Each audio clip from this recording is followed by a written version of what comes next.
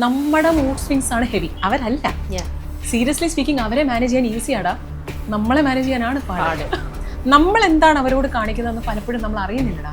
അപ്പം നമ്മളെ സംബന്ധിച്ച് അപ്പം നമ്മൾ ഭയങ്കര ഡ്രമാറ്റിക് ആയിട്ടാണ് അവർക്ക് ഫീൽ ചെയ്യുന്നത്. ചില കേസുകളിൽ ഒരു എനിമിയെ പോലെ കാണുന്ന കേസസ് ഉണ്ട്. ചിലതെന്ന് പറഞ്ഞാൽ അവർക്കുള്ളിൽ സ്നേഹമുണ്ട്. എൻ്റെ അമ്മയാണ്, എനിക്കറിയാം, പക്ഷെ അനാവശ്യമായിട്ട് എൻ്റെ എല്ലാ കാര്യത്തിലും കയറി ഇടപെടും. എന്തുകൊണ്ട് എനിക്ക് എൻ്റെ ഫ്രീഡം തരുന്നില്ല?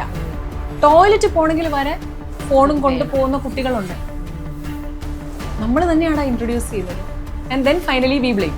V are going through a very bad time. Say for example, ഇപ്പോൾ രമ്യക്ക് എന്തെങ്കിലും ഒരു പ്രശ്നമുണ്ട്, രമ്യ എൻ്റെ മുമ്പിലേക്ക് വരുന്നു, എനിക്ക് ഈ പ്രശ്നം തീർത്തു തരണേ എന്ന് പറഞ്ഞിട്ടാണ് വരുന്നത്. നമ്മൾ പറയും നമുക്കൊരിക്കലും പ്രശ്നം തീർക്കാൻ പറ്റൂല, നമ്മൾ നിങ്ങളുടെ പ്രശ്നം കേട്ടിട്ട് ഏതാണ് നിങ്ങൾക്ക് ശരി ഏതാണ് തെറ്റെന്ന് കാണിച്ചു തരാം. നേരത്തെ എന്നൊക്കെ പറഞ്ഞ അഡൾട്ട്സിൽ മാത്രം ഒതുങ്ങിയിരുന്ന കാര്യങ്ങൾ ഇപ്പൊ ടീനേജ് കുഞ്ഞുങ്ങൾ, ഈവൻ ഒരു 10 year old 11 year old കുട്ടികളിലേക്ക് വരെ ആങ്സൈറ്റി ഇഷ്യൂസ് ഒക്കെ വളരെ കണ്ടുവരാന്ന് പറഞ്ഞാൽ 10-11. സിനിമ സ്വപ്നം കാണുന്നവർക്ക് ചാവറ ഫിലിം സ്കൂൾ കൊച്ചി. ഇന്ന് നമ്മളോടൊപ്പം ജോയിൻ ചെയ്യുന്നത് ശ്രദ്ധ mental wellness and counselling centre founder Lakshmi Girish Kurup. Hello Lakshmi. സുഖമായിട്ടിരിക്കുന്നു? ലക്ഷ്മിയുടെ സംസാരം കേൾക്കാൻ എന്ത് സ്പോണ്ടേനിയസ് ആയിട്ട് ലക്ഷ്മിയുടെ പേജ് ഒക്കെ ഫോളോ ചെയ്യുന്ന ആൾക്കാർക്ക് അറിയാം, എന്തിനെ കുറിച്ച് ചോദിച്ചാലും ലക്ഷ്മിക്ക് പെട്ടെന്ന് ആൻസർ ഉണ്ടാവും. മാത്രമല്ല, വെറുതെ ആൻസർ അല്ല, ആൻസർ പറയണതൊക്കെ തന്നെ കേൾക്കാൻ എന്ത് രസമാണ്. ഇത്രയും വലിയൊരു പ്രോബ്ലം കൊണ്ടുവന്ന് ലക്ഷ്മിയുടെയിലേക്ക് തന്നു കഴിഞ്ഞാൽ അത് വളരെ സ്വീറ്റ് ആയിട്ട് ലക്ഷ്മി ഇത്രയേ ഉള്ളൂ എന്നും പറഞ്ഞാൽ അത് കിടുമ്പോൾ കേൾക്കുമ്പോൾ തോന്നും ഇത്രയേ ഉള്ളല്ലേ എന്ന് നമുക്ക് തോന്നും. പക്ഷേ ലക്ഷ്മി പറയുന്നത് പോലെ അത്ര ഈസിയാണോ ആ പ്രോബ്ലം? ലക്ഷ്മി പറയുമ്പോൾ ഇതിങ്ങനെ കണ്ടാൽ മതി, ഇതിങ്ങനെ അങ്ങ് ടേക്ക് ഇറ്റ് ഈസി എന്നുള്ള രീതിയിൽ പറഞ്ഞു പോകും. പക്ഷെ അത് ഗോ ത്രൂ ചെയ്യുന്ന ഒരു വ്യക്തിക്ക് ഒരു പക്ഷെ അങ്ങനെ കേൾക്കുമ്പോൾ നമ്മൾ കുറച്ചും കൂടെ ലൈറ്റ് ആയിട്ട് നമ്മളെ പ്രോബ്ലത്തിനെ നമ്മൾ എടുക്കാൻ നോക്കും. പക്ഷെ ഹാവിങ് സെഡ് ദാറ്റ് അത് കുറച്ച് ഡിഫിക്കൽട്ട് അല്ലേ? അത്രയും ഈസി ആയിട്ട് ഒരാൾക്ക് ആ പ്രോബ്ലത്തിൽ നിന്നും അങ്ങനെ വരാൻ പറ്റുമോ? ഒരിക്കലുമില്ല. നമ്മൾ ഈ ഒരു വ്ളോഗില്ലേ രമ്യ, നമ്മൾ ഒരു വ്ളോഗിൽ ഒരു 4 minutes 5 minutes വളരെ ഈസി ആയിട്ട് നമ്മൾ പറയുന്നത് പോലെ അല്ല. When you take counselling in to regard, ഇപ്പം നമ്മുടെ മുമ്പിലേക്ക് വരുന്ന ഒരു കൗൺസിലിംഗ് എടുക്കാൻ വരുന്ന ഒരാളുടെ ഒരു പെർസ്പെക്റ്റീവും അവർ നമ്മളിൽ നിന്ന് എക്സ്പെക്ട് ചെയ്യുന്നതൊക്കെ ടോട്ടലി ഡിഫറെൻ്റ് ആണ്. അപ്പോൾ ഇപ്പം സേ ഫോർ എക്സാമ്പിൾ, ഇപ്പോൾ രമ്യക്ക് എന്തെങ്കിലും ഒരു പ്രശ്നമുണ്ട്, രമ്യ എൻ്റെ മുമ്പിലേക്ക് വരുന്നു, എനിക്ക് ഈ പ്രശ്നം തീർത്തു തരണേ എന്ന് പറഞ്ഞിട്ടാണ് വരുന്നത്. നമ്മൾ പറയും നമുക്കൊരിക്കലും പ്രശ്നം തീർക്കാൻ പറ്റൂല, നമ്മൾ നിങ്ങളുടെ പ്രശ്നം കേട്ടിട്ട് ഏതാണ് നിങ്ങൾക്ക് ശരി ഏതാണ് തെറ്റെന്ന് കാണിച്ചു തരാം. അതിലേക്ക് പോകേണ്ടത് നിങ്ങളാണ്, അല്ലെ? ഡിസിഷൻ എടുക്കേണ്ടത് നിങ്ങളാണ്. അത് പാരന്റിങ് ആണെങ്കിലും കപ്പിൾ ആണെങ്കിലും എന്തായാലും we just show you the way. ഒരു തോട്ട് റിഫ്രെയിൻ ചെയ്യാനായിട്ട് നമ്മൾ സഹായിക്കും. അതിൽ എന്ത് വേണം, എന്ത് ശരി എന്ത് തെറ്റെന്ന് തീരുമാനിക്കേണ്ടത് നിങ്ങളാണ്. അതിന് ജസ്റ്റ് നമ്മളൊന്ന് ഹെൽപ്പ് ചെയ്യുന്ന മെന്റേഴ്സ് ആണെന്ന് മാത്രം. പക്ഷെ ചില ആൾക്കാർക്ക് അങ്ങനെ സ്വയം നിങ്ങളൊന്ന് ഗൈഡ് ചെയ്ത് കൊടുത്തു കഴിഞ്ഞാൽ which is right which is wrong എന്നുള്ളത് ചില ആൾക്കാർക്ക് കുറച്ച് ഈസി ആയിരിക്കാം സെലക്ട് ചെയ്യാൻ. പക്ഷെ ചില ആൾക്കാരിലേക്ക് വരുമ്പോൾ അവർക്ക് സെൽഫ് ഡിസിഷൻ എടുക്കാൻ വളരെ വീക്ക് ആയിട്ടുള്ള ആൾക്കാരുണ്ട്. അവർക്ക് എത്ര പറഞ്ഞാലും അവർ വീണ്ടും ഒരു ക്വസ്റ്റ്യൻ മാർക്ക് വിട്ടുകൊണ്ടിരിക്കും. സോ അത്തരത്തിലുള്ള ആൾക്കാരെ എങ്ങനെയാണ് ലക്ഷ്മിയെ പോലത്തെ കൗൺസിലേഴ്സിനെ നിങ്ങൾ എത്രത്തോളം പേഷ്യൻസോടെ ഇരുന്ന് വേണം അല്ലേ? അല്ലെ? ഒരു തീർച്ചയായിട്ടും എന്നെ സംബന്ധിച്ചിടത്തോളം എൻ്റെ ഒരു ബാക്ക് ബോൺ എൻ്റെ ടീമാണ് Ramya. Because I have couple of very skillful counselors. ഞാൻ ഇതിന്റെ ഫൗണ്ടറാണ്. ഞാൻ സാധാരണ ഇതിന്റെ ജനറൽ സെഷൻസ് ആണ് എടുക്കുന്നത്. അതായത് എൻ്റെ മുമ്പിലേക്ക് ഒരാൾ വരുമ്പോൾ ഇവരുടെ കാര്യം ഏതാന്ന് അറിയാം. കാര്യം ഇത്രയും പേര് ഒരു ദിവസം നമുക്ക് എടുക്കാൻ പറ്റില്ലല്ലോ, എനിക്ക് മാത്രമായിട്ട്. ഈ കാണുന്ന ആൾക്കാരെല്ലാം എൻ്റെ വീഡിയോസ് കണ്ട് ദൈവം അനുഗ്രഹിച്ച് അങ്ങനെയാണ് വരുന്നത്. അപ്പം അവരുടെ കാര്യങ്ങൾ ഞാൻ കേട്ടിട്ട് എൻ്റെ കൂടെയുള്ള കൗൺസിലേഴ്സിനെയും സൈക്കോളജിസ്റ്റിൻ്റെ അടുത്തൊക്കെയാണ് നമ്മൾ ഏൽപ്പിക്കുന്നത്. രമ്യ പറഞ്ഞതുപോലെ ചില ആൾക്കാർക്ക് നമ്മൾ വളരെ ഈസി ആയിട്ട് ഇവർക്ക് പ്രശ്നങ്ങൾ സോൾവ് ചെയ്യാൻ പറ്റും. അതായത് നമ്മളൊരു കാര്യം പറഞ്ഞു കൊടുക്കുമ്പോൾ തന്നെ ഇവർക്ക് മനസ്സിലാവും, ഓക്കെ ഇങ്ങനെയാണ്. നിങ്ങൾ ഇപ്പം നമ്മൾ കാണുന്ന രമ്യ ഇപ്പം എന്നെ കാണുന്നു, ഈ ഒരു ആംഗിൾ മാത്രമല്ല എന്നെ കാണാൻ, അല്ല so many other angles through which you can see me. അപ്പോൾ നമ്മൾ ഇതിന്റെ പല ഡയമെൻഷൻസ് ഇവരുടെ പറഞ്ഞു കൊടുക്കുമ്പോൾ ഇവർക്ക് ഈസി ആയിട്ട് മനസ്സിലാവും. എന്തുകൊണ്ട് ചില ആൾക്കാർക്ക് ഇത് മനസ്സിലാവുന്നില്ല? വൈ? ബിക്കോസ് ഇവർ വളർന്നു വന്ന സിറ്റുവേഷൻ, കുഞ്ഞുനാൾ മുതൽ ഇവർ അനുഭവിച്ച കുറേ കാര്യങ്ങൾ ഇവരുടെ ഉള്ളിൽ ഓൾറെഡി ഒരു മൈക്രോട്രോമ ആയിട്ട് കിടപ്പുണ്ട്. അപ്പം നമ്മൾ എന്തെങ്കിലും ഒരു കാര്യം പറയുമ്പോഴും ഇവരുടെ ഒരു ബിഹേവിയർ ട്രേറ്റ് കൊണ്ട് വീണ്ടും ഇവർക്ക് ക്വസ്റ്റ്യൻ മാർക്കായിട്ടാണ് പോകുന്നത്. അത് നമ്മൾ പറഞ്ഞു കൊടുക്കുന്നതിന്റെ പ്രോബ്ലം അല്ല, ഇവർ കൺസീവ് ചെയ്യുന്നതിന്റെ പ്രശ്നമാണ്. അപ്പൊ അതിന്റെ അവർ അതിലേക്ക് വരേണ്ട ട്രാക്കിലേക്ക് വരാൻ എത്രത്തോളം ഡ്യൂറേഷൻ വരുന്നത്? അല്ല, ഇതിപ്പോ നമ്മളൊരു ഒരു ആദ്യത്തെ ഒരു ജനറൽ സെഷൻ കഴിഞ്ഞ് കഴിയുമ്പോൾ നമുക്കൊരു ഐഡിയ ഉണ്ടാവും, ഓക്കെ ഇവർ എന്താണ്. ഇപ്പൊ ചില ആൾക്കാർക്ക് ആങ്സൈറ്റി ഭയങ്കര കൂടുതലാണ്, ചില ആൾക്കാർക്ക് ഈ പറയുന്ന ഒരു ബോർഡർ ലൈൻ പേഴ്സണാലിറ്റി അല്ലെങ്കിൽ വേറെ എന്തെങ്കിലും പാരനോയ വേറെ പല കാര്യങ്ങൾ കാണും. അപ്പൊ എന്താ വെച്ചാൽ ചില കേസുകളിൽ നമ്മളുടെ ടീമിൽ തന്നെ സൈക്യാട്രിസ്റ്റ് ഉണ്ട്, ക്ലിനിക്കൽ സൈക്കോളജിസ്റ്റ് ഉണ്ട്, എല്ലാം ഉണ്ട്. അപ്പം ഒരു കൗൺസിലറിന്റെ കയ്യിൽ ഇത് നിൽക്കുന്നില്ല എന്നുണ്ടെന്നുണ്ടെങ്കിൽ നമ്മൾ ഇവർക്ക് നെക്സ്റ്റ് സ്റ്റെപ്പ് ആയിട്ടുള്ള ഒരു ക്ലിനിക്കൽ അസസ്മെന്റ് എടുക്കും. അസസ്മെന്റ് എടുത്തു കഴിഞ്ഞിട്ട് ഇവരെ തന്നെ നമ്മൾ മനസ്സിലാക്കും, ഓക്കെ നിങ്ങൾക്ക് ഇന്ന പ്രശ്നങ്ങളാണ്, ഇന്ന പാരാമീറ്റർ നിങ്ങൾക്ക് കൂടുതലാണ് അല്ലെങ്കിൽ നിങ്ങൾക്ക് കുറവാണ്. ചില കേസുകളിൽ മെഡിക്കേഷൻ കൊടുക്കേണ്ടി വരും. മെഡിസിൻസ് കൊടുത്തോണ്ട് നമ്മൾ സൈക്കോതെറാപ്പി കൊണ്ടുപോകും. അപ്പം രണ്ടും പാരലായിട്ട് കൊണ്ടുപോകുമ്പോൾ സത്യം പറഞ്ഞാൽ കൊച്ചു കുട്ടികളൊക്കെ ഇല്ലേ, നേരത്തെ എന്നൊക്കെ പറഞ്ഞ അഡൾട്ട്സിൽ മാത്രം ഒതുങ്ങിയിരുന്ന കാര്യങ്ങൾ ഇപ്പൊ ടീനേജ് കുഞ്ഞുങ്ങൾ, ഈവൻ ഒരു 10-year-old 11-year-old കുട്ടികളിലേക്ക് വരെ ആങ്സൈറ്റി ഇഷ്യൂസ് ഒക്കെ വളരെ കണ്ടുവരാന്ന് പറഞ്ഞാൽ 10-11 യു വോണ്ട് ബിലീവ്. അതായത് അപ്പൊ ഇങ്ങനത്തെ ഒക്കെ ഒരു കേസുകളിൽ ഇവിടെ കുഞ്ഞു മാത്രമല്ല ഫാക്ടർ, ദി ആംബിയൻസ്, അവർക്ക് കിട്ടുന്ന പ്രഷർ. കഴിഞ്ഞ ദിവസം നമ്മുടെ കൗൺസിലിംഗ് സെന്ററിൽ വന്ന ഒരു മോൾക്ക് സങ്കടം തോന്നി. അതായത് ടീനേജ് പോലും എത്തിയിട്ടില്ല കുഞ്ഞിന്റെ ഒരു പ്രശ്നം എന്താ വെച്ചാൽ കുഞ്ഞിന് അച്ഛനും അമ്മയും കൊടുക്കുന്ന ഒരു പ്രഷറാണ്. വളരെ ഞാൻ ആലോചിക്കുന്നുണ്ട്, ഒരു 85-88% ഇപ്പോഴും വി ആർ ഇൻ 2026 ഇത്രയും അധികം ഒരുപാട് ക്യാമ്പയിൻസും ഒരുപാട് വ്ളോഗ്സും ഒക്കെ ഇതിനെപ്പറ്റി പറയുന്നുണ്ട്. എങ്കിൽ പോലും ഒന്ന് വിട്ടുകൊടുക്കാൻ തയ്യാറല്ല, കുഞ്ഞിനെ പുറകോട്ട് വലിക്കാൻ തയ്യാറല്ല. 85% ഓൾറെഡി ആ കുഞ്ഞിനുണ്ട്, എന്നാൽ അവളുടെ കേപ്പബിലിറ്റി അതല്ല. എന്തുകൊണ്ട് നിനക്ക് 90% കിട്ടും? സത്യമായിട്ടും സങ്കടം വന്നു. അവസാനം നമ്മൾ ഇവരെ പറഞ്ഞിട്ട് എന്നറിയാമോ വൈ? ബിക്കോസ് ഞാൻ ഇവരുടെ പേരോ കാര്യങ്ങളോ ഒന്നും പറയുന്നില്ല. സ്റ്റേറ്റ് ഫസ്റ്റ് ആയിട്ടാണ് അച്ഛൻ. ആ ഒരു ലെവലിൽ നിൽക്കുന്ന, വളരെ എഫിഷ്യൻ്റ് ആയിട്ട് നിൽക്കുന്ന ഒരു ഗ്രൂപ്പാണ് അവര്. അച്ഛനും അമ്മയും എല്ലാം ആ പെർഫെക്ഷനിൽ. അപ്പൊ കുട്ടി ആ പെർഫെക്ഷനിൽ എത്തണം, അതാണ് അവർ എക്സ്പെക്ട് ചെയ്യുന്നത്. എന്നിട്ട് സോഷ്യൽ മീഡിയ ഇല്ല, TV ഇല്ല. ഈ ഏജിൽ ഇതൊന്നും ഇല്ലാത്തൊരു കൊച്ച്. അപ്പൊ കുട്ടിക്ക് എങ്ങനെയാണ് കുട്ടിയുടെ സ്കൂളിലുള്ള ഒരു പിയർ ഗ്രൂപ്പുമായിട്ട് കുഞ്ഞിന് മിങ്കിൾ ചെയ്യാൻ പറ്റുന്നത്? ഈ കുഞ്ഞിന് ഇവരുമായിട്ട് ഇപ്പം രമ്യയുടെ കുഞ്ഞും എൻ്റെ കുഞ്ഞും ഒക്കെ ഏകദേശം ഒരേ ഏജാണ്. ഇപ്പം ഇവരുടെ സോഷ്യലി ഒരു ഫ്രണ്ട്സ് ഗ്രൂപ്പിൽ പോയിരിക്കുമ്പം അവർക്ക് കോമൺ ആയിട്ട് സംസാരിക്കാൻ കുറെ കാര്യങ്ങൾ വേണ്ടേ? അപ്പൊ കോമൺ ആയിട്ട് സംസാരിക്കാൻ ഒന്നും ഇല്ലാതിരിക്കുമ്പോൾ കാണിക്കുന്നത് എന്നാണെന്നറിയാമോ? ഇത്രയും ഏജ് ഉള്ള ഒരു കുഞ്ഞിനെ കാണിക്കുന്ന കാർട്ടൂണാണ്. ആ കുട്ടിക്ക് എങ്ങനെ ആ കുട്ടിയുടെ ഏജ് ഗ്രൂപ്പുമായിട്ടൊന്നും മിങ്കിൾ ചെയ്യാൻ പറ്റൂല. അപ്പം അവൾ അതിൽ നിന്ന് പിന്മാറി പുറകോട്ട് വലി. ഇങ്ങനത്തെ പല കേസസും വന്ന് സങ്കടം വരുന്നു എനിക്ക്. എന്നിട്ട് അവൾ എല്ലായിടത്തു നിന്നും മാറി. അപ്പം ആ ഒരു പിയർ പ്രഷർ നന്നായിട്ടുണ്ട്. അവളുടെ ഏജിലുള്ള ആൾക്കാരൊക്കെ അവളെ കളിയാക്കും. അത് വന്ന് വീട്ടിലേക്ക് പറയുമ്പോൾ അവരത് സമ്മതിക്കില്ല. അപ്പൊ അതിൽ നിന്നൊക്കെ മാറ്റി അങ്ങനെ എന്നിട്ട് കൗൺസിലിംഗ് കൊടുക്കാം. ഞാൻ പറഞ്ഞു, നമ്മൾ എവിടെ കൗൺസിലിംഗ് കൊടുക്കാം? കൗൺസിലിംഗ് കൊടുക്കാൻ എന്ത് ശരിയാവും? പക്ഷെ ഇപ്പൊ ലക്ഷ്മി പറഞ്ഞ ഈ ടോപ്പിക്കിൽ തന്നെ നമുക്കൊന്ന് കണ്ടിന്യൂ ചെയ്യാം. ലക്ഷ്മി ലക്ഷ്മിയുടെ തന്നെ ഇതിനകത്ത് പറഞ്ഞിട്ടുണ്ട്, പേജിൽ തന്നെ ഉണ്ട്, എങ്ങനെയാണ് പാരന്റിങ് വേണ്ടത് എന്നതിനെ കുറിച്ചെല്ലാം ഒരുപാട് തവണ പറഞ്ഞിട്ടുണ്ട്. പക്ഷെ എന്നാലും ഇപ്പൊ പറഞ്ഞ ഈ ഒരു കേസ് ഹിസ്റ്ററി എടുത്ത് നോക്കിക്കഴിഞ്ഞാല് ഇപ്പം പറഞ്ഞു നമ്മൾ കുറച്ചൊക്കെ നമ്മുടെ ഇന്നത്തെ ജനറേഷൻ കുട്ടികളെ, കാരണം ഇന്നത്തെ അവരുടെ ലോകം technology which is entirely different. നമ്മൾ സോഷ്യൽ മീഡിയ എക്സ്പോസ്ഡ് ആയിരുന്നില്ല, നമ്മൾ കണ്ടിട്ടില്ല എന്ന് വെച്ചിട്ട് ഇന്നത്തെ കുട്ടീനെ നമ്മൾ അങ്ങനെ റെസ്ട്രിക്ട് ചെയ്യുന്നത് മോശമാണ്. അപ്പോൾ ഇപ്പൊ ലക്ഷ്മി പറഞ്ഞ പോലെ അവളുടെ ഗാങ്ങിൽ അല്ലെങ്കിൽ എല്ലാവരും ഇത് കാണുന്നുള്ളപ്പോൾ നമ്മൾ കുറച്ച് സമയം നമ്മുടെ കുട്ടികൾക്ക് അതിനുള്ള ഒരു സ്പേസ് നമ്മൾ കൊടുക്കണം. ഞാനൊരു കാര്യം പറയട്ടെ. ഇപ്പോൾ എൻ്റെ മോൻ്റെ അടുത്ത് അവൻ്റെതായിട്ടുള്ള ഒരു ഫോണുണ്ട്.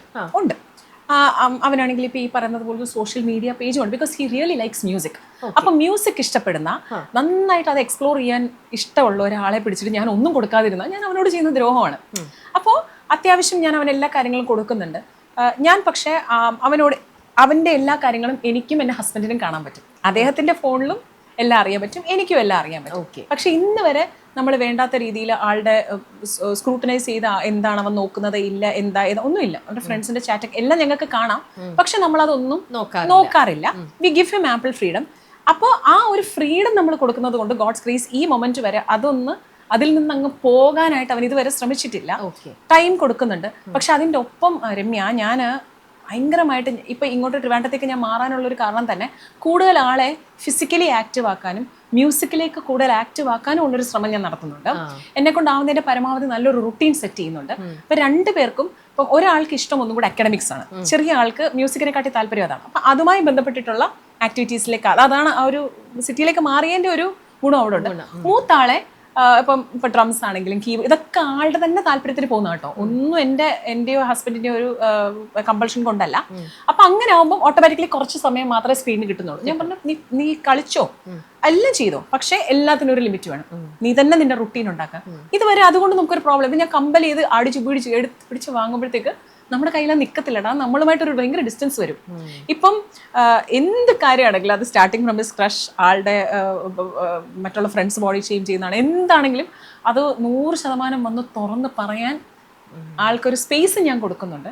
അത് I feel really happy about that. അപ്പം അങ്ങനെ ഒരു സ്പേസ് കൊടുത്താൽ തന്നെ ഈ പറയുന്ന പോലെ ഒരു അകൽച്ച അവിടെ ഒരു പരിധി വരെ മാറും. പക്ഷെ സ്പേസ് കൊടുക്കാന്ന് പറയുമ്പോൾ ലക്ഷ്മി ഒരു പാരന്റുമാണ്, ഒരു കൗൺസിലറുമാണ്. അതല്ല, ഇതിനെക്കുറിച്ച് ഡീറ്റെയിൽ പറയാനും പറ്റും.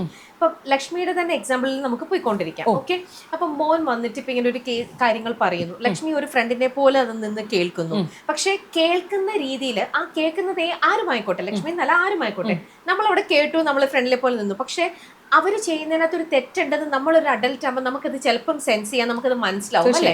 അപ്പൊ തന്നെ നമ്മളൊരു അഡ്വൈസ് അവിടെ ചിലപ്പോൾ കൊടുക്കും, അതിനകത്ത് എന്തെങ്കിലും റോങ് ഉണ്ടെങ്കിൽ. പക്ഷെ ഈ പറയുന്ന അഡ്വൈസ് ഇപ്പുറത്തെ സൈഡിൽ നിൽക്കുന്ന കുട്ടികൾക്ക് അത് അവർ വെൽക്കമിങ് ആയിരിക്കില്ലല്ലോ ഒരു പക്ഷേ. ഒരിക്കലും അല്ല. പക്ഷെ എങ്ങനെ നമ്മൾ അത്തരം സിറ്റുവേഷൻ നമ്മൾ എങ്ങനെ ഹാൻഡിൽ ചെയ്യാം? റെപ്പിറ്റേറ്റീവ് ആവാതിരിക്കുക. നമ്മൾ മദേഴ്സ് പറയണം രമ്യ, നമ്മൾ മദേഴ്സിന്റെ ഒരു പ്രശ്നം, നമുക്ക് 4 ഫേസ് ഉണ്ട്. ഒരുപാട് വ്ളോഗിൽ നിങ്ങൾ കണ്ടിട്ടുള്ളതാണ് കാര്യം. നമ്മൾ വളരെയധികം നമ്മളിപ്പോൾ ഒരു ഫോളിക്കുലർ ഫേസിലാണെങ്കിൽ, അതിപ്പോൾ സേ ഫോർ എക്സാമ്പിൾ പീരിയഡ്സ് ഒക്കെ കഴിഞ്ഞിട്ടുള്ള ഒരു ഫേസിലാണെങ്കിൽ നമ്മൾ വളരെ എനർജറ്റിക് ആയിട്ടാണ് ഇവരോട് സംസാരിക്കുന്നത്. നമ്മളെ ഒബ്സർവ് ചെയ്ത് നോക്കിയാൽ ഡെഫിനറ്റ്ലി നമ്മളിപ്പോൾ ഈ ഒരു മെനോപോസ് സ്റ്റേജിലും ഇങ്ങനെയൊക്കെയാണ്, ഒരു 40s കഴിഞ്ഞിട്ടുള്ളതാണെങ്കിൽ നമ്മുടെ മൂഡ് സ്വിങ്സ് ആണ് ഹെവി. അവരല്ല. സീരിയസ്ലി സ്പീക്കിംഗ് അവരെ മാനേജ് ചെയ്യാൻ ഈസിയാടാ, നമ്മളെ മാനേജ് ചെയ്യാനാണ് പാട്. അതൊരു പക്ഷേ നമ്മള് ആ ഒരു ഏജിലേക്ക് വരുമ്പോഴത്തേക്കാണ് പിള്ളേരായി ഇതിന്റെ രണ്ടിന്റെയും കൂടെ ഒരു കോൺട്രഡിക്ഷൻ ആണെന്ന് തോന്നുന്നുണ്ട് മിക്ക ഫാമിലിയിലും നടക്കുന്ന ഒരു തീർച്ചയായിട്ടും. ഇതെന്താ വെച്ചാൽ ഐ ടെൽ യു, നമ്മളെ സംബന്ധിച്ചിടത്തോളം ഈ കുഞ്ഞിന്റെ പ്രശ്നം മാത്രമല്ല നമ്മുടെ പ്രശ്നം. നമ്മളെ സംബന്ധിച്ചിടത്തോളം വീടിന്റെ കുറെ പ്രശ്നങ്ങളുണ്ട്, നമ്മുടെ പാർട്ട്ണറിന്റെ പ്രശ്നങ്ങളുണ്ട്, ഫാമിലിയുടെ പ്രശ്നങ്ങളുണ്ട്, നമ്മുടെ വർക്ക് പ്രഷറുണ്ട്, നമ്മൾ തന്നെ നമ്മളിൽ നിന്ന് ബാറ്റിൽ ചെയ്യുന്ന കുറെ അധികം ഇമോഷണൽ പ്രോബ്ലംസ് ഉണ്ട്. ഇതിന്റെ ഒക്കെ കൂടെ ഇടയ്ക്ക് കൊച്ചിന്റെയും കൂടെ പ്രശ്നം കയറി വരുമ്പോഴാണ് ഒരു അവിയൽ പരുവത്തിലാണ് നമ്മുടെ റിയാക്ഷൻ വരുന്നത്. അപ്പൊ നമ്മൾ ഇതെന്താ വെച്ചാൽ നമ്മുടെ ഒരു ഇമോഷൻ ഇവിടെ വലിയൊരു ഘടകം. അപ്പം എൻ്റെ അടുത്ത് വരുന്ന ടീനേജ് കൗൺസിലിങ്ങിൽ വരുന്ന ഒരു 70% കുഞ്ഞുങ്ങളും നമ്മളോട് പറയുന്ന കാര്യം, അച്ഛനെ കട്ടിക്കൂടല് ഫേഷ്യൽ എക്സ്പ്രഷൻസും നമ്മളോട് ദേഷ്യപ്പെടുന്നത് റെപ്പിറ്റേറ്റീവ് ആവുന്നതും അമ്മമാരാണ്. ഒരേ കാര്യം 20,000 വട്ടം നമ്മളോട് പറയും. ഇത് തന്നെയാണ് ഇവരുടെ പ്രശ്നം. മനസ്സിലായോ? ഇപ്പം എന്നോട് രമ്യ ചോദിച്ചില്ലേ, ഇവരൊക്കെ അഡ്വൈസ് നമ്മൾ എന്താണ് അവരോട് കാണിക്കുന്നതെന്ന് പലപ്പോഴും നമ്മൾ അറിയുന്നില്ലടാ. We really don't know what mood we are going through. അപ്പം നമ്മളെ സംബന്ധിച്ച് അപ്പം നമ്മൾ ഭയങ്കര ഡ്രാമാറ്റിക് ആയിട്ടാണ് അവർക്ക് ഫീൽ ചെയ്യുന്നത്. എന്തൊക്കെ പല കുട്ടികളും എന്തിനാണ് ഈ ഡ്രാമ കാണിക്കുന്നത്? ചില കുഞ്ഞുങ്ങൾ അത് തുറന്ന് ചോദിക്കും, ചില കുട്ടികൾ അത് മനസ്സിൽ വെച്ചിട്ട് അവരവരുടെ കാര്യത്തിൽ പോകും. അപ്പം എന്താണെന്ന് വെച്ചാൽ നമ്മൾ ഇങ്ങനെ പറയുമ്പോൾ അവരൊന്നും കേൾക്കത്തില്ല. പറയണം. നമ്മൾ ആദ്യം മനസ്സിലാക്കേണ്ട ഒരു കാര്യം, ഇവരുടെ ഈ ഒരു പ്രീഫ്രണ്ടൽ കോർട്ടെക്സിൻ്റെ ഒരു ഡെവലപ്മെൻറ്റൽ സ്റ്റേജ് ആയതുകൊണ്ട് തന്നെ ഇവർക്ക് ഇവരുടെ ഡിസിഷൻ മേക്കിംഗ്, ഇവരുടെ പല കാര്യത്തിലും ഇവരുടെ ഇമോഷണൽ ആയിട്ടുള്ളൊരു കൺട്രോൾ ഇവർക്കില്ല.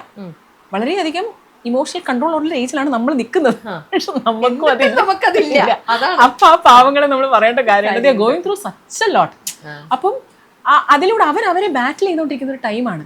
എന്താണ് ഞാൻ ഇങ്ങനെ? അപ്പൊ അതാ ഞാൻ പറഞ്ഞത്, നമ്മുടെ മനസ്സിൽ നമുക്ക് ഇവരെ പറ്റിയിട്ടുള്ള സ്വപ്നം, നമുക്ക് ഇവരെ പറ്റിയിട്ടുള്ള ഒരു ഗോൾ, ഇതൊന്നും അല്ല ഇവരുടെ മനസ്സിൽ. ഇവരുടെ മനസ്സിൽ കൂടെ പോകുന്നത് വേറെ പല കാര്യങ്ങളാണ്. പെൺകുട്ടികളാണെങ്കിൽ ക്രഷ്, അവരിടുന്ന ഡ്രസ്സ്, ഞാൻ ഇടുന്ന ഈ ഡ്രസ്സ് എന്റെ ഫ്രണ്ടിന് ഇഷ്ടപ്പെട്ടോ, ഇതൊക്കെയാണ് ഇവരുടെ മൈൻഡില്. നമ്മളെന്താണ് പറയുന്നത്, നീ അത് ചെയ്ത് ഇത് ചെയ്യും, മൊബൈൽ വാങ്ങിച്ചു, ഈ അമ്മയ്ക്ക് വേറൊരു പണിയില്ലേ?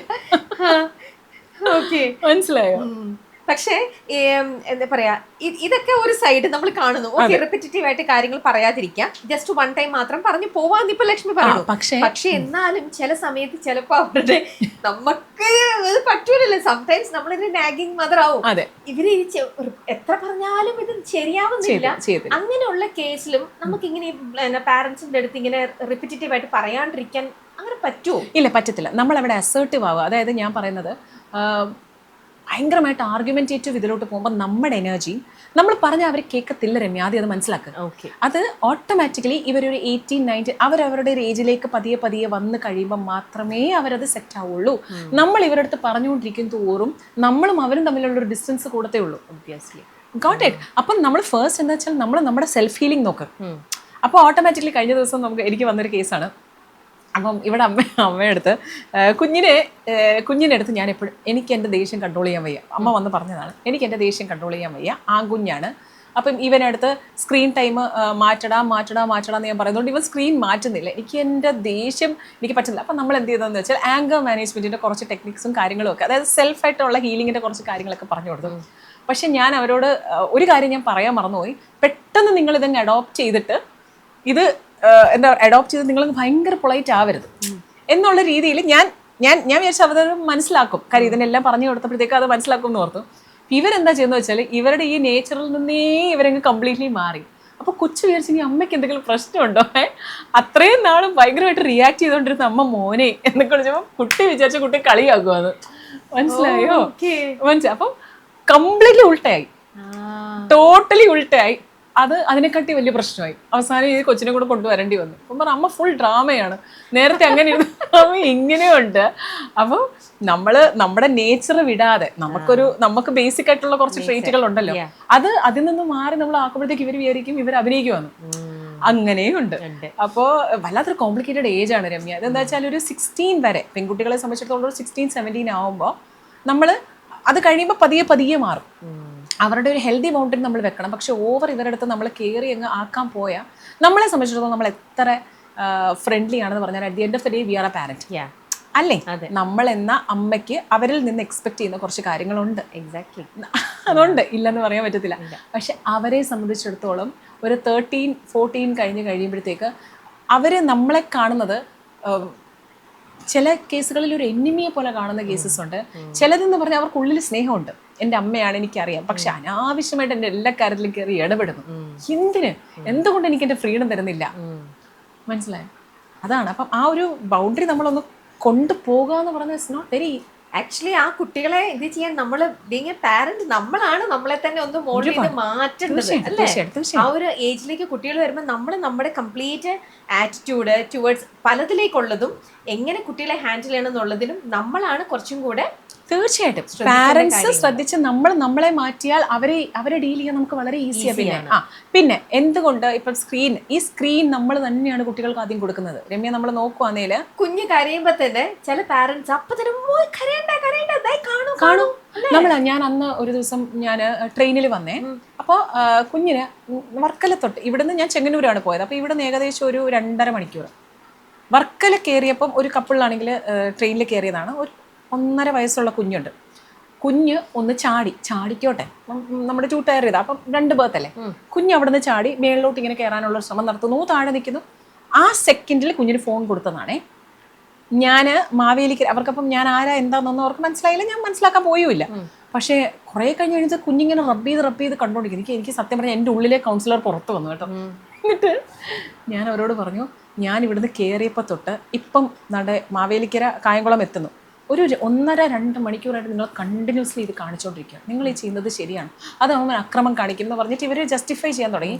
ഞാനവരെ പറഞ്ഞ് മനസ്സിലാക്കി കൊടുത്തു. ഞാൻ പറഞ്ഞു, ഞാൻ ഇങ്ങനെ വ്ളോഗ്സ് ഒന്നും കാണുന്നില്ലെന്ന് തോന്നുന്നു, ഇച്ചിരി കൺസർവേറ്റീവ് ആയിട്ടുള്ള ആൾക്കാർ. പിന്നെ ഞാനത് ഇപ്പം നിങ്ങൾക്ക് ഇതിനെപ്പറ്റി അറിയില്ല, പിന്നീട് കുഞ്ഞിൻ്റെ അറ്റൻഷൻ, പിന്നീട് ഫോക്കസ്, പല കാര്യങ്ങളും പോകും. ഇതെല്ലാം കഴിഞ്ഞ് എന്തെന്ന് വെച്ചാൽ നമ്മൾ തന്നെയാണ് ഇത് ഇൻട്രൊഡ്യൂസ് ചെയ്യുന്നത്. അവസാനം അസസ്മെന്റിന് വേണ്ടി ഇവർ ഓടി നടക്കും. കൊച്ചിൻ്റെ ഒരു പ്രായത്തിൽ കഴിയുമ്പോൾ അതുമ്പോഴത്തേക്ക് ഒന്നും വരില്ല. അഡിക്ഷനിലേക്ക് പോയാൽ, പ്രത്യേകിച്ച് ഒരു അറ്റൻഷൻ ഇഷ്യൂ ഉള്ള കുഞ്ഞാണെങ്കിൽ ഒരു ലെവൽ കഴിഞ്ഞ് കഴിഞ്ഞാൽ പിന്നെ അത് അഡിക്ഷൻ ആയിട്ടാണ് മാറുക. ഒന്നും നമുക്ക് ചെയ്യാൻ പറ്റത്തില്ല. അങ്ങനെയാണെങ്കിൽ ഇപ്പൊ നമ്മൾ കുറേ ന്യൂസ് പേപ്പറിലൂടെ മീഡിയയിലൂടെ നമ്മൾ കേൾക്കുന്നതാണ് ഇന്നത്തെ കുട്ടികളെ കാണിച്ചു കൂട്ടുന്ന വയലൻസ്. അത് കുട്ടികളുടെ അടുത്ത് ചിലപ്പോൾ അവരുടെ അടുത്ത് ഒന്നിനോടും നമുക്ക് നോ പറയാൻ പറ്റുന്നില്ല. പറയുമ്പോൾ തന്നെ അവർ ഓവർ റിയാക്ട് ചെയ്യാണ് വീട്ടില്. നമ്മൾ കാണുന്നുണ്ടല്ലോ, അമ്മയെ കൊല്ലുന്നു, അച്ഛനെ കൊല്ലുന്നു, അല്ലെങ്കിൽ ഉപദ്രവിക്കുന്നു.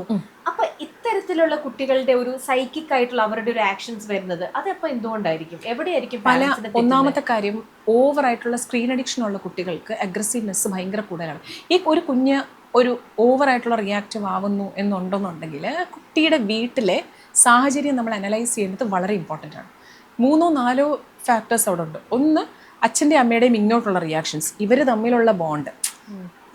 കുഞ്ഞിനൊരു ഇമോഷണൽ ബിൽഡപ്പ്, കുഞ്ഞിൻ്റെ ഒരു ഇമോഷണൽ വാലിഡേഷൻ എവിടോലാക്കിയിരുന്നു.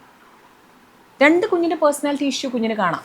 വിച്ച് മീൻസ് ഈ പറയുന്നത് പോലെ ഞാൻ പറഞ്ഞില്ലേ, എന്തെങ്കിലും തരത്തിലുള്ള ഇപ്പം ODD ഉണ്ടെന്ന്, അല്ലെങ്കിൽ ADD, ADHD, അങ്ങനെ കുറേ അധികം പേഴ്സണാലിറ്റി ഇഷ്യൂസ് ഉള്ള, ഞാൻ ഉദ്ദേശിച്ചത് ഈ ഇതുപോലത്തെ പ്രോബ്ലംസ് ഉള്ള കുട്ടികൾക്ക് നേരത്തെ നമ്മൾ അസസ് ചെയ്തില്ല എന്നുണ്ടെന്നുണ്ടെങ്കിൽ ഒരുപാട് പ്രോബ്ലത്തിലേക്ക് അത് വഴിതിരിയാനുള്ള സാധ്യതയുണ്ടാവും.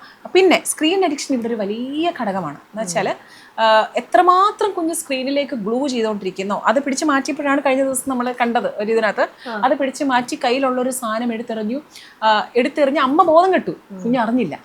വീണ്ടും കുഞ്ഞ് കണ്ടോണ്ടിരുന്ന് കഴിഞ്ഞ് വെള്ളം കുടിക്കാൻ വേണ്ടി കുട്ടി വന്നപ്പോഴാണ് അമ്മ ബോധം കെട്ട് കിടക്കുന്നത് കണ്ടത്. ഉടനെ കുഞ്ഞ് വിളിച്ചപ്പോൾ കുഞ്ഞ് ഏത് പോയിന്റിലാണ് കുഞ്ഞ് ഇതെടുത്ത് തള്ളിയതെന്ന് പോലും കുഞ്ഞിന് ഓർമ്മയില്ല. Because he was into that all the time.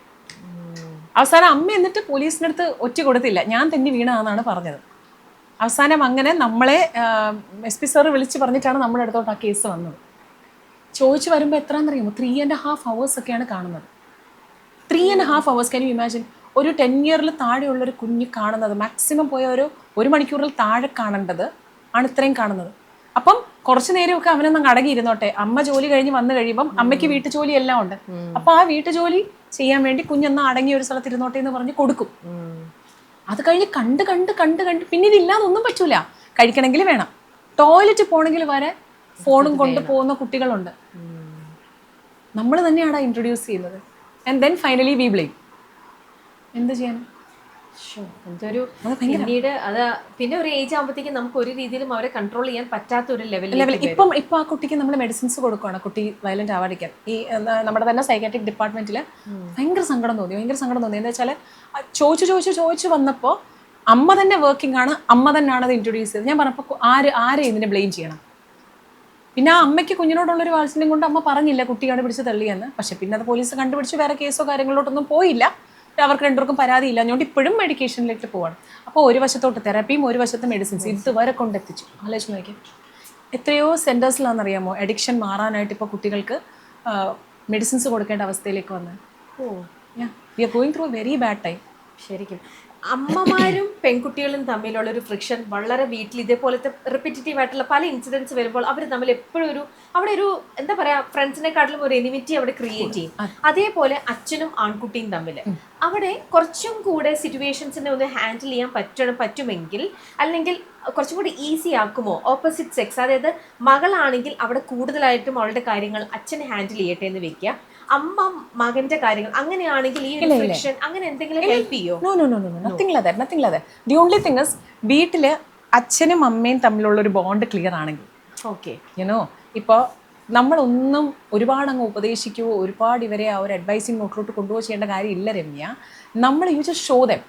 വളരെ നന്നായിട്ട് ലവ് ആൻഡ് റെസ്പെക്റ്റ് കൊടുക്കുന്ന ഒരു അച്ഛൻ അമ്മയെ വളരെ നന്നായിട്ട് ലവ് ആൻഡ് റെസ്പെക്റ്റ് കൊടുക്കുന്നത് ഒരു കുഞ്ഞ് കാണുവാണ്, നന്നായിട്ട് എക്സ്പ്രസ് ചെയ്യുന്നു, ഹഗ് ചെയ്യുന്നു, അല്ലെങ്കിൽ അമ്മയുടെ പ്രയോറിറ്റീസിന് അവിടെ ഇമ്പോർട്ടൻസ് കൊടുക്കുന്നു, അച്ഛൻ അമ്മയ്ക്ക് വേണ്ട ഫ്രീഡം കൊടുക്കുന്നു.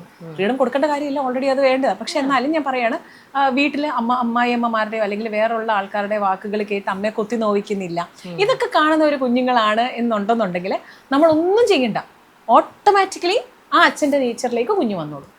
മനസ്സിലായോ? ഇപ്പം നേരെ മറിച്ച് അച്ഛൻ ഭയങ്കര അധികം ഡോമിനേറ്റ് ചെയ്യുന്നു, വളരെയധികം ബാഡ് വേർഡ്സ് യൂസ് ചെയ്യുന്നു. കഴിഞ്ഞ ദിവസം വന്നൊരു കാര്യമാണ്, എനിക്കത് പബ്ലിക്കലി പറയാൻ പറ്റത്തില്ല, ബാഡായിട്ടുള്ള കാര്യങ്ങൾ കുഞ്ഞിൻ്റെ വായിൽ നിന്ന് വരുന്നു. ഓക്കെ അപ്പോൾ ഇത് ചോദിച്ച് വന്നപ്പോഴത്തേക്ക് കുഞ്ഞിങ്ങനെ റെപ്പിറ്റേറ്റീവായിട്ട് പറയുന്നു എന്ന് പറഞ്ഞു. ആ കുട്ടി അത് പറയേണ്ട ഒരു ഏജ് അല്ല. അപ്പം ചോദിച്ചു വന്നപ്പോൾ എന്താണെന്ന് വെച്ചാൽ ദേഷ്യം വരുമ്പോഴും സ്നേഹം വരുമ്പോഴും ഇറിറ്റേഷൻ വരുമ്പോഴും എല്ലാം അച്ഛൻ ഈ കാര്യമാണ് അമ്മയെ വിളിക്കുന്നത്. മനസ്സിലായി? ഞാൻ പറയണത് എന്താണെന്ന് വെച്ചാൽ സ്പോഞ്ച് വലിച്ചെടുക്കുന്നത് പോലാണ് ഓരോ കുഞ്ഞും. വീട്ടിലെ ആംബിയൻസ് എന്താണോ ആ കുഞ്ഞിൽ അത് റിഫ്ലക്റ്റ് ചെയ്യും. അത്രയേ ഉള്ളൂ, സിമ്പിൾ. അച്ഛൻ അമ്മയ്ക്ക് റെസ്പെക്ട് കൊടുത്തോ കുഞ്ഞുങ്ങൾ അതുപോലെ റെസ്പെക്ട് കൊടുക്കും. മദർ ഇൻ ലോയും ഫാദർ ഇൻ ലോയും അമ്മയ്ക്കും റെസ്പെക്ട് കൊടുക്കുന്നുണ്ടോ അല്ലെങ്കിൽ അച്ഛന് റെസ്പെക്ട് കൊടുക്കുന്നുണ്ടോ, തിരിച്ചുകൊണ്ട് കേട്ടോ, രണ്ടും വശത്തോട്ട് അങ്ങോട്ടും ഇങ്ങോട്ടും. അതുണ്ടെങ്കിൽ ഓട്ടോമാറ്റിക്കലി നമ്മളൊന്നും ചെയ്യണ്ട. അത്യാവശ്യം വേണ്ട നോട്ടിനെസ്സും കാര്യങ്ങളും ഒക്കെ കാണിക്കും, പക്ഷെ ഒരു ലിമിറ്റ് വിട്ട് നമ്മുടെ കൈ വിട്ട് പോവില്ല കുഞ്ഞുങ്ങൾ. കുട്ടികളെ ബ്ലെയിം ചെയ്യാതെ നമ്മളെ തന്നെ ബ്ലെയിം ചെയ്യാണ് ശരിക്കും വേണ്ടത്, അല്ലേ? നമ്മുടെ ഇന്നത്തെ കാലത്തെ സ്ട്രെസ്സും ഇത്തരത്തിലുള്ള ബിസി ലൈഫും പലതിലും നമ്മളെ ഫ്രസ്ട്രേഷനും ഇറിറ്റേഷനും ഒക്കെ ആവുമ്പോൾ സംഹൗ നമ്മുടെ ഇതാണ് കുട്ടികളിലേക്ക് നെഗറ്റീവായിട്ടുള്ള ഒരു ഇമ്പാക്റ്റിലേക്ക് പോകുന്നത്. പക്ഷെ അങ്ങനെയാണ് ഞാൻ ഇപ്പോഴത്തെ ജനറേഷൻ കുട്ടികളുടെ അടുത്ത് അവരിപ്പോൾ എന്തെങ്കിലും ഒരു തെറ്റ് ചെയ്തു, നമ്മളത് പറഞ്ഞു കൊടുക്കുമ്പോൾ അവരതിനെ, അല്ലെങ്കിൽ നമ്മൾ തെറ്റൊന്നല്ല, അവരെന്തെങ്കിലും ഒരു സംഭവം ചെയ്യുന്നു, കുറച്ചും കൂടി ഈസി വേ നമുക്ക് അറിയാമായിരിക്കാം, നമ്മളത് പറഞ്ഞു കൊടുക്കാനായിട്ട് നിൽക്കുമ്പോൾ അവർക്ക് അതിനോടുള്ള പേഷ്യൻസ് ഉണ്ടാവില്ല. അവർ ചെയ്യുന്നതാണ് ശരി, അവർക്ക് ആ ഒരു നാക്കിലൂടെ തന്നെ പോയാൽ മതി, ഈസി വേ ആയിരിക്കും നമ്മൾ പറയാൻ പോകുന്നത്, അവർക്ക് അതുപോലും കേൾക്കണ്ട. അങ്ങനത്തെ ഒരു ആറ്റിറ്റ്യൂഡ്. അതേപോലെ ഓഫീസുകളിലാണെങ്കിലോ ഒക്കെ ഏർലി ഏജിലേക്ക് ഇവർ വർക്ക് ചെയ്യാൻ വരുമ്പോഴത്തേക്ക് എനിക്ക് തോന്നുന്നത് നമ്മുടെയൊക്കെ ഒരു ഏജിലാകുമ്പോഴത്തേക്ക് നമുക്കിപ്പോൾ ഒരു ജോലി നമുക്ക് വല്ലാണ്ട് ആഗ്രഹിച്ചു, നമുക്കൊരു ജോലി കിട്ടി, അവിടെ പലതരത്തിലുള്ള വർക്ക് പ്രഷറോ കാര്യങ്ങളോ അല്ലെങ്കിൽ നമ്മൾ തന്നെ മൾട്ടിപ്പിൾ ടൈംസ് ഫെയിൽ ആയിരിക്കാം പല കാര്യങ്ങളിൽ. പക്ഷെ നമ്മൾ വീണ്ടും ഉടനെ ജോലി വിട്ടിട്ട് പോവില്ല, നമ്മൾ എഗെയിൻ ഒരു മൾട്ടിപ്പിൾ ടൈംസ് നമ്മൾ അറ്റൻഡ് ചെയ്യും, ഇനി ബെറ്റർ ആക്കാൻ അല്ലെങ്കിൽ എൻ്റെ ഒരു ഇംപ്രസ് ചെയ്യാൻ ഇങ്ങനെ. പക്ഷെ ഇപ്പോഴത്തെ കുട്ടികളിൽ അവർ വൺ ടൈം അപ്രോച്ച് ചെയ്തു, അവർക്കത് ഫെയിൽ ആയി, അവരപ്പം തന്നെ ഇട്ടിട്ട് ഒരൊറ്റ അവരടുത്തതിലേക്ക് സ്വിച്ച് ചെയ്യാണ്. സോ ഇത്തരത്തിലുള്ള ക്യാരക്ടറിസ്റ്റിക്സ് ഇതൊക്കെയോ എന്താന്ന് വെച്ചാൽ നമ്മളിപ്പോൾ 90s നമ്മളെല്ലാം ആ ഒരു ടൈമിൽ പഠിച്ചിരുന്നതാണ് സ്കൂളിൽ. നമ്മളെ സംബന്ധിച്ചിടത്തോളം നമുക്കൊരു പ്രോജക്റ്റ് തരുന്നു, രമ്യ നമ്മളിപ്പോൾ ഒരു സ്ക്രാപ്പ് ബുക്ക് പ്രോജക്റ്റ് ഇതൊക്കെ നമ്മൾ ചിന്തിച്ച് എടുത്ത് പിടിച്ചാണ് നമ്മൾ ചെയ്തിരുന്നത്. നമുക്ക് ഫിയർ ഓഫ് ഫെയിലിയർ എന്ന് പറയുന്ന ഒരു കാര്യം വലിയൊരു പ്രശ്നമൊന്നുമല്ല.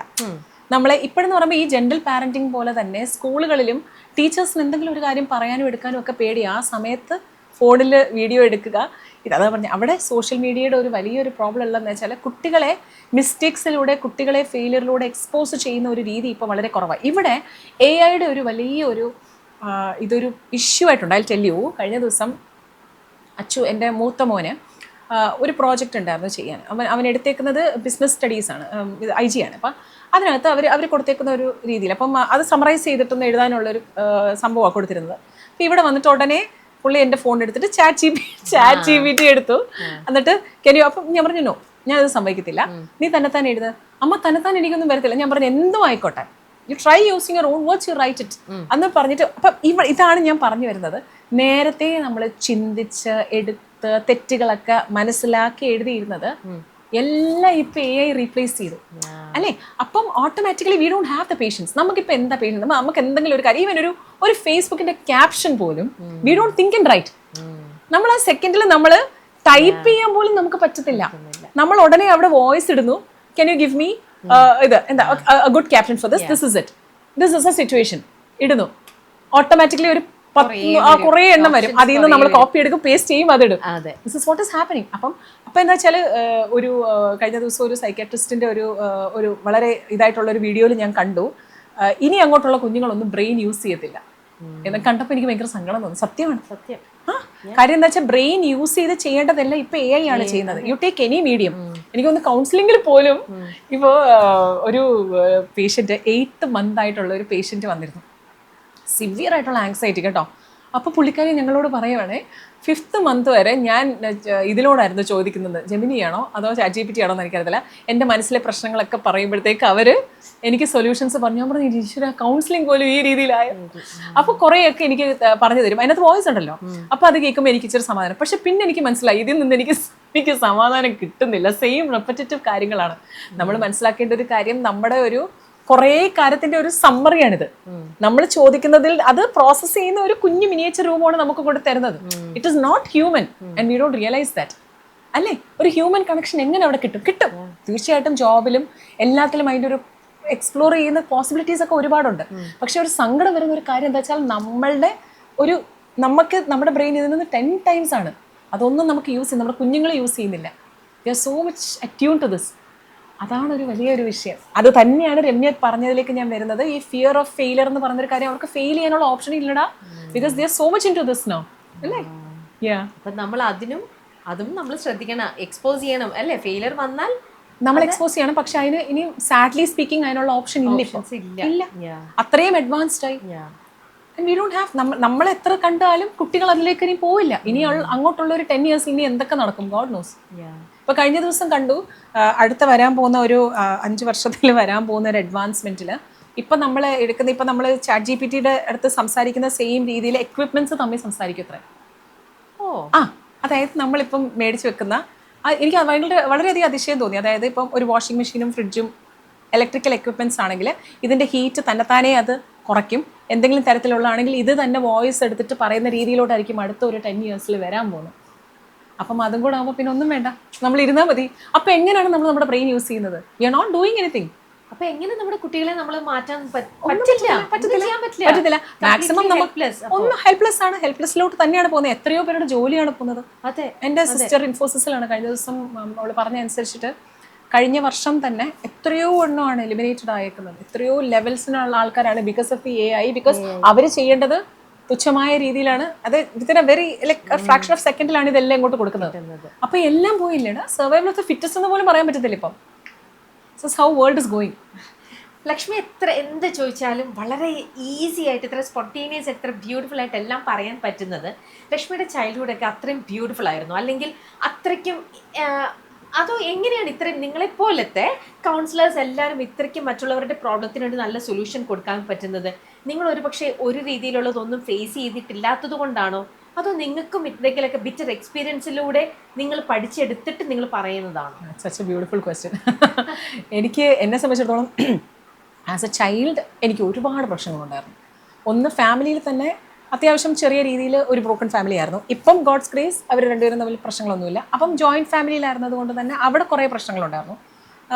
ചിറ്റപ്പൻ, ഇളയമ്മ തമ്മി, അച്ഛനമ്മ തമ്മി. ഇപ്പം ഇതിൻ്റെ കുറേ ഇഷ്യൂസ് നമ്മൾ കണ്ടിട്ടുണ്ട് ഒരു വശത്ത്. ഞാനൊരു ബോർഡിംഗ് സ്കൂളിലായിരുന്നു. എൻ്റെ ഒരു മിഡിൽ സ്കൂൾ തൊട്ട് ബോർഡിംഗ് സ്കൂളിലായിരുന്നു. അവിടെ ചെന്ന് കഴിഞ്ഞപ്പോഴാണ് ഞാൻ കുറേ ഫേസ് ചെയ്തിരുന്നു.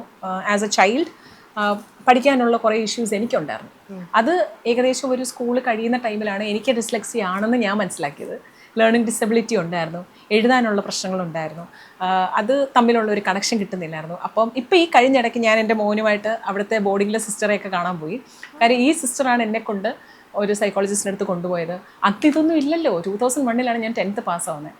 ആ സമയത്തെന്നൊക്കെ പറഞ്ഞാൽ നത്തിങ് ഇസ് അവൈലബിൾ. ഇതെന്താണെന്ന് പോലും നമുക്കറിയത്തില്ല. അപ്പോൾ എന്തോ ഒരു പ്രശ്നമുണ്ട്. സാധാരണ കുട്ടികളെ പോലെ എനിക്ക് ചിന്തിക്കാൻ പറ്റുന്നില്ല. എനിക്ക് എന്തോ പ്രശ്നമുണ്ടെന്ന് മാത്രമേ എനിക്ക് അറിയത്തുള്ളായിരുന്നു.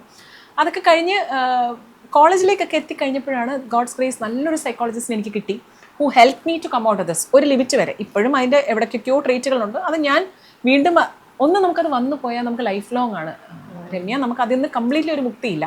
പക്ഷെ നമ്മുടെ ഒരു പോസിറ്റിവിറ്റി കൊണ്ടും നമ്മുടെ ആ ഒരു കേപ്പബിലിറ്റി കൊണ്ടും നമ്മൾ അതിനെ മറികടക്കുക എന്നുള്ളതാണ് അല്ലേ. അപ്പം അത് കോളേജിൽ വെച്ചിട്ട് ആ മാം എന്നെ ഒരുപാട് ഹെൽപ്പ് ചെയ്തു.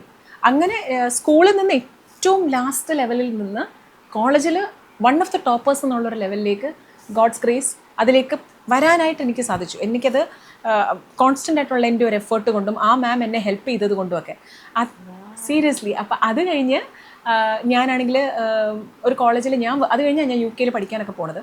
അത് കഴിഞ്ഞ് ഞാൻ കോളേജിലേക്ക് ഞാൻ പഠിപ്പിച്ച് തുടങ്ങിയപ്പോൾ ഇതേപോലെ ഒരുപാട് കുഞ്ഞുങ്ങൾ ഇങ്ങനെ അനുഭവിക്കുന്നത് കണ്ടു. അപ്പം ഞാൻ ഓർത്തു, ഈശ്വര എനിക്ക് എന്തെങ്കിലും ചെയ്യാം. അന്ന് എനിക്ക് സൈക്കോളജി ബാക്ക്ഗ്രൗണ്ട് അല്ല കേട്ടോ, ഞാൻ ഇംഗ്ലീഷ് ബാക്ക്ഗ്രൗണ്ടാണ്. എൻ്റെ ആദ്യത്തെ വീഡിയോസ് പോലും കോൺഫിഡൻസ് ബിൽഡിങ്, പ്രസൻറ്റേഷനൊക്കെയാണ്. അപ്പോഴാണ് ഞാൻ ഫസ്റ്റ് ഞാൻ ഇതിൻ്റെ ഒരു ചെറിയ ഡിപ്ലോമ കോഴ്സ് ഞാൻ ഇഗ്നോന്ന് എടുക്കുന്നത്. അത് കഴിഞ്ഞിട്ട് നാഷണൽ ഹെൽത്ത് കെയർ അങ്ങനെ പല കോഴ്സുകളായിട്ട് ഞാൻ ചെയ്തു. കാര്യം എനിക്കിവരെ ഹെൽപ്പ് ചെയ്യണം എന്നുണ്ടായിരുന്നു. കോളേജിൽ വർക്ക് ചെയ്തുകൊണ്ടാണ് ഞാനിങ്ങനെ കൊച്ചായിട്ട്, കാര്യം ഒരു കുഞ്ഞിന് കോൺഫിഡൻസ് പോകുമ്പം ആ കുഞ്ഞ് കുറേ കാര്യങ്ങൾ അനുഭവിക്കുമ്പോഴൊക്കെ അതിൻ്റെ പിന്നിൽ ഇതേപോലൊരു നല്ലൊരു ഡ്രൈവിംഗ് ഫോഴ്സ് ഉണ്ടെങ്കിൽ ഒരു പരിധി വരെ കുട്ടികൾക്കത് നന്നാവില്ലേ. അവർ നന്നാവുമ്പോൾ ഓട്ടോമാറ്റിക്കലി അവരുടെ ജനറേഷൻസാണ് നന്നാവുന്നത്. അങ്ങനെയാണ് ആ ഒരു ഡ്രൈവിംഗ് ഫോഴ്സ് വന്നത്. ജസ്റ്റ് 1-2 പേരായിട്ടാണ്. കോവിഡിൻ്റെ ടൈമാണ് രമ്യ എന്നെ സംബന്ധിച്ചിടത്തോളം എനിക്കൊരു ബൂമായത് കേട്ടോ. 1-2 വീഡിയോസ് ഇതേപോലെ ഓവർനൈറ്റ് കയറി 1-2 മില്യൺ ആയ ഒരു അത് അങ്ങനെയാണ്.